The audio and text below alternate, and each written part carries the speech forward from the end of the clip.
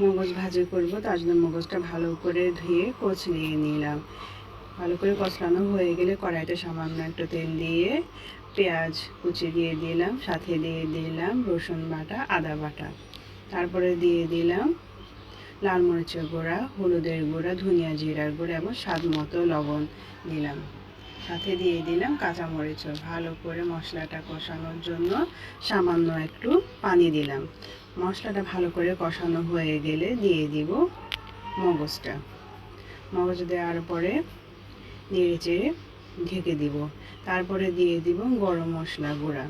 তারপরে কিছুক্ষণ রান্না করার পরে নেড়ে চেড়ে মগজটা শুকিয়ে নিব।